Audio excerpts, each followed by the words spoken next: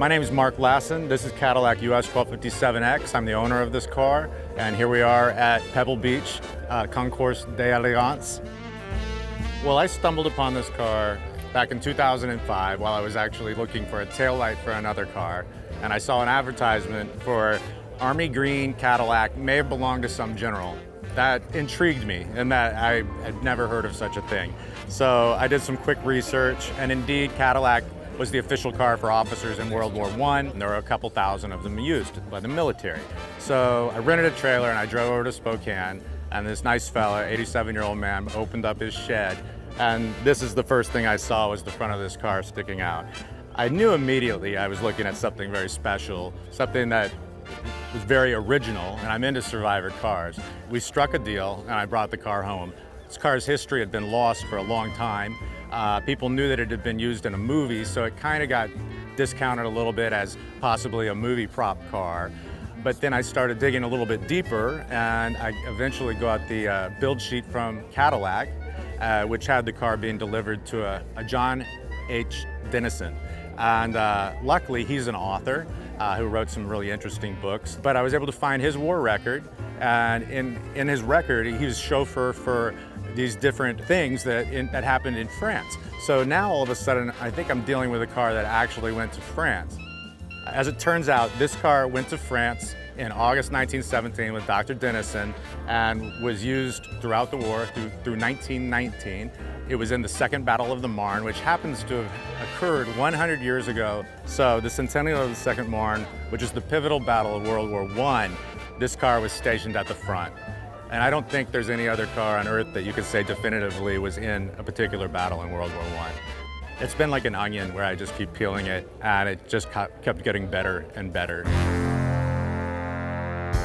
The car was completely intact, which was great. And since it spent the majority of its life in California, it's incredibly well preserved. It doesn't have so much as a rust bubble on it. So what we did was I found 5 original World War I tents to create the seat covers to protect the very brittle leather that's underneath there because we didn't want to do any more harm. Every time we got in and out, we'd lose another piece of leather.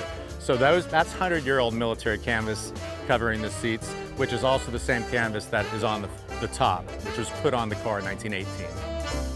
We changed the fluids, we put in new hoses, we repacked the bearings, we put power to it and gas, and it started right up, even though it had been sitting for approximately 80 years. So it's a testament for what a fine vehicle that they actually made. It's also the first car to have a successful V8 engine in it, which is another reason that the military chose it as the car for officers for World War I. The people that were in this car were selfless people that didn't necessarily even have to be in France. They didn't have to be in war. We're talking about Mrs. Roosevelt in the back seat. Dr. Dennison is 46 years old. He's too old to be in the military, and he walks with a cane. But these people go out of a sense of patriotic duty. They felt that they were defending democracy, which was in jeopardy. He put himself at risk in the Second Battle of the Marne. There's a bullet hole shot through this car right in front of his feet, for God's sake. But he did it because he loved the United States and he loved the ideal of democracy.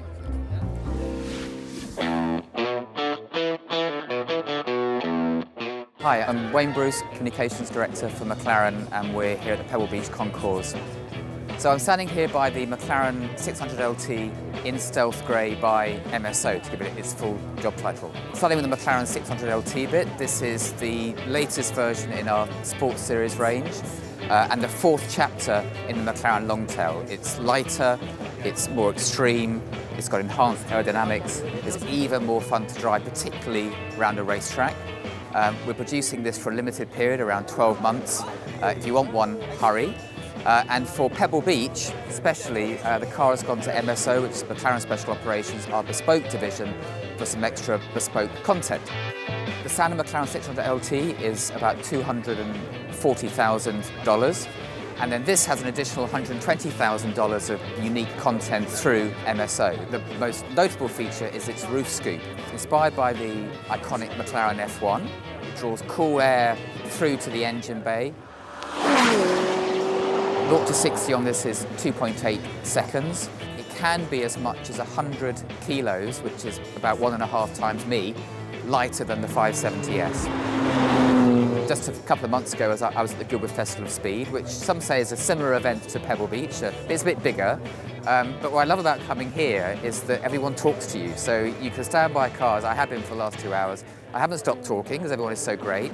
Whereas in the UK, the British are slightly more reserved. So you'll be there for an hour, no one wants to talk to you. So this is why I love this event so much.